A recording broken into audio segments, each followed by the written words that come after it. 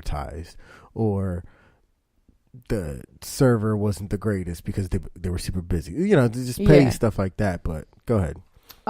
So the reason I brought this up is because I was the corporate assistant. I was always in a lot of the meetings, and in one of the meetings, one of the items on the agenda was about, it wasn't Glassdoor, it was another pharma something, another website where somebody put a bad review, and he was telling the 3 supervisors of mine to find out a way to get that removed, to get it taken care of, and to write, a better one. And I'm just like, skewing the reviews. Skewing the reviews. Get that taken care of was what was said. And I'm just like, this really happens. Like, it's such an eye-opening, it's a horrible experience, but it was very eye-opening to see, like, the world we live in. Yeah. And like you said before, you see that stuff in movies, and people don't think it's real. You think it's dramatized. Yeah, it's a dramatization of reality, but like you're just explaining in this entire podcast, that was your reality. That was my life. Exactly.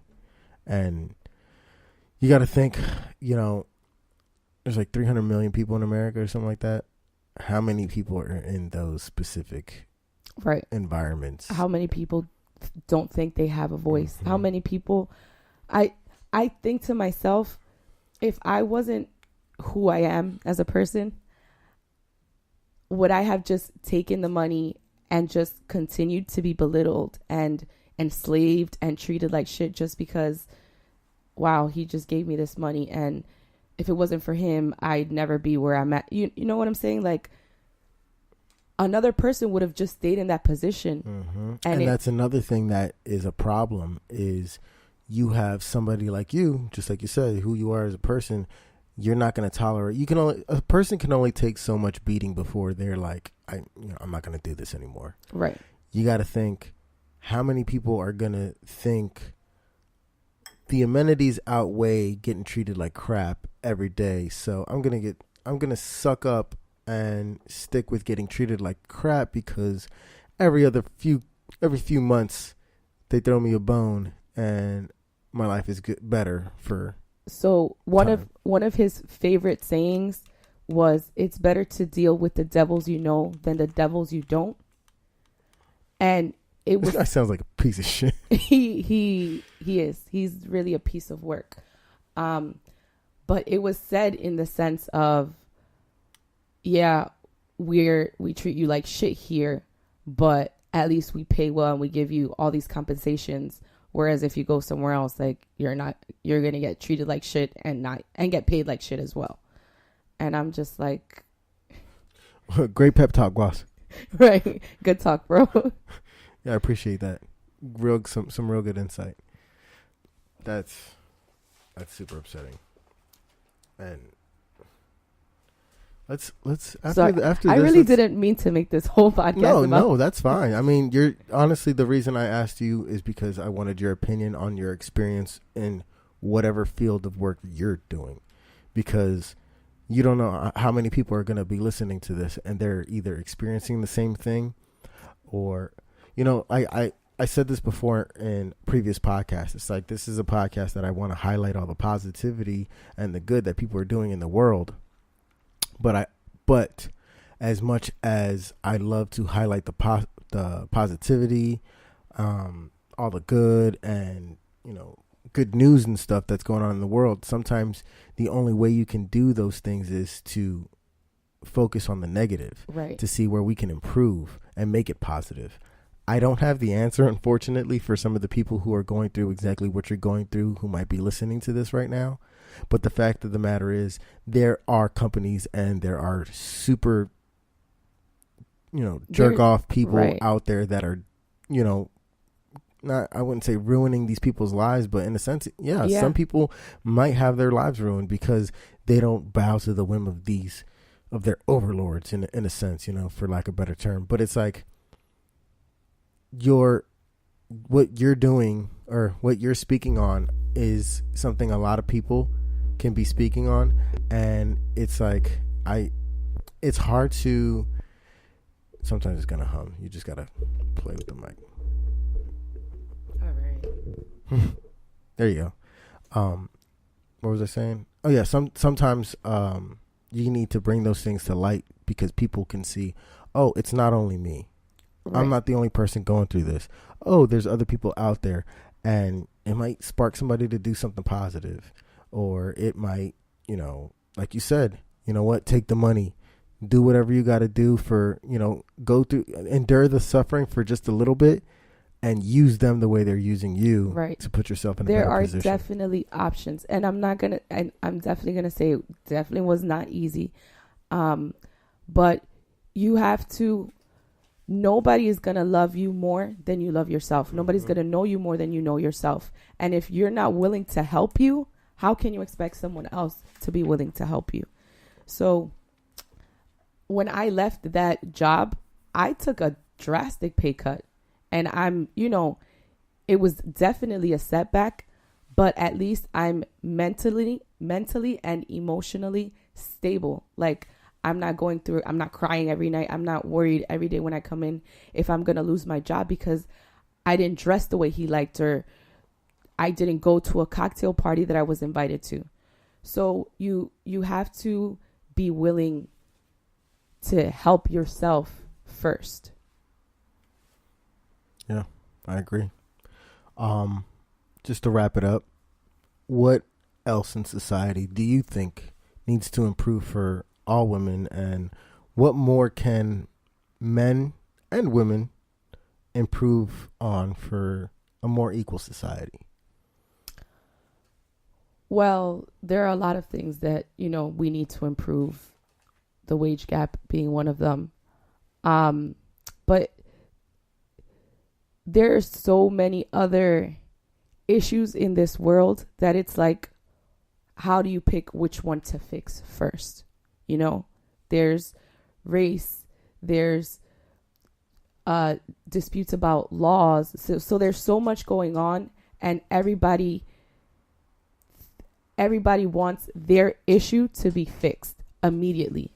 But it's like, as a society, and for the purposes of this podcast, for men and women specifically, we need to be more aware of ourselves, more aware of the other person, and educate yourselves. Because yes, John and I live in America, land of the free, home of the brave. We all have the freedom of speech, but everybody has the freedom of speech. These rights don't only belong to you. So just because somebody else has a different opinion doesn't mean you have to bash out. You can have your own opinion while also understanding the opinion of someone else. Only then can we move forward, because us arguing our different opinions back and forth is not going to get us anywhere. It may bring us back, but it definitely won't get us further. Right. So, tribal mentality. That's what I believe. All right. Wise words from Trixy Lora. Before we do get out of here, the wage gap thing.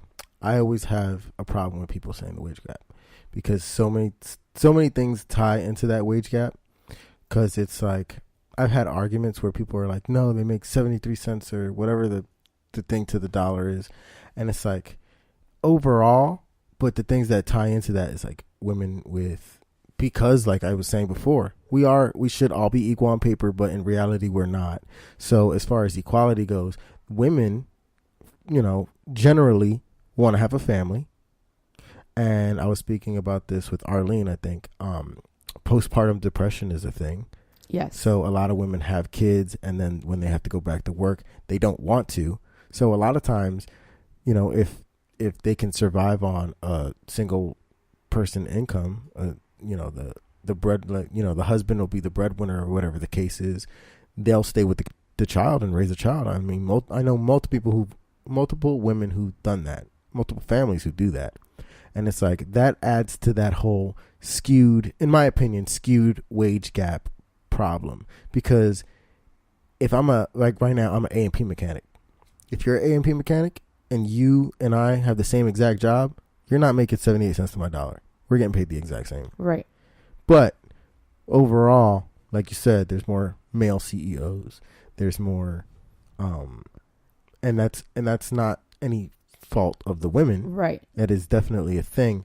But I mean, I'm not an economy or economics right. guru, I definitely so am not an expert in the field, and I understand where you're coming from, and I can see that. But where I was thinking of, in the sense of the wage gap, is if I have, let's say I have a law degree, you have a law degree, we're both lawyers, we both went to the same school, we have the same experience working for the same law firm, but I'm making $55,000 and you're making $80,000, that's a problem. Yeah, and that definitely happens for sure. You know, and I guess I'm speaking more on the lines of a technical job rather than corporate America, because I don't know anything about corporate America. Neither do I. You are probably absolutely correct.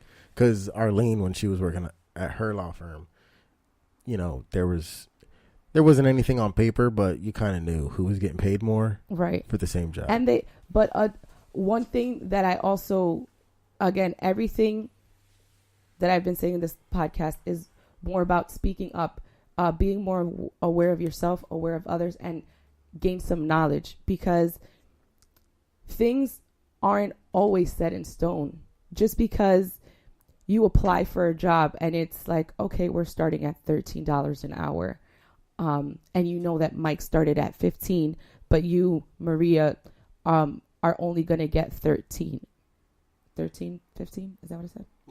You said the pay is 13, Mike's making 15. Right. So if you know that Mike got hired a month before you, Mike got started at 15, you're doing the same position as Mike, they're only offering you 13. You have the power, because you're giving your time to these people. When I took this other job and took the pay cut, they were offering me an even lower amount of money. Mind you, yes, I have a degree in criminal justice, so I know about law, but I know about criminal law. I know nothing about administrative law, which is what Social Security is. So I had no experience, but I do have a degree, and they were offering me like a very little amount. Mm-hmm. And I understand. And I spoke to my boss, and I said, look, I understand that I don't have the experience or the knowledge, but I believe that I'm worth more than that. And you know what's crazy is a lot of those numbers that they make with the whole wage gap thing is because biologically, and once again, there's always exceptions to the rule. This is not everyone. I'm not generalizing everyone, but for the most part, most women are known to be very agreeable. So if they're like, we can only offer you this, most women, I'm not saying all, a lot of them, scientifically, it's been statistically proven, not statistically, but you know, they've taken these studies and they said a lot of women are willing to just agree. Like, okay, if that's all you can do, that's fine. Not in your case, when you're like, well, I deserve more because of so and you know, X and X, and it's like, cool. That's what's changing that whole number, right? You know, percentage. And I got it. You know. It wasn't going to hurt. And if they had turned me down, yeah, I would have been disappointed. But again, nobody's going to believe in you, love you, or look out for you more than you. So how much are you willing to put up with? And I wasn't willing to put up with, you know, being paid significantly less, especially all the time and that I've put in to make myself a better person, a better employee, no matter where I always believe that no matter where you work, you should always give 110% of yourself. You should never, just because you're not working the job of your dreams, should you give 80% because you don't like what you're doing. You know? Exactly. So because I know that I give my all, I expect to be compensated, you know, not tremendously, but you expect to get paid your worth. Right. For pay sure. my worth. That's everybody. Maybe slightly under if I'm desperate. Yeah. I mean, like you said, it's all subjective. What you're willing to take, what you're willing to work for, what you're willing to go with. And with that being said, I mean, that's pretty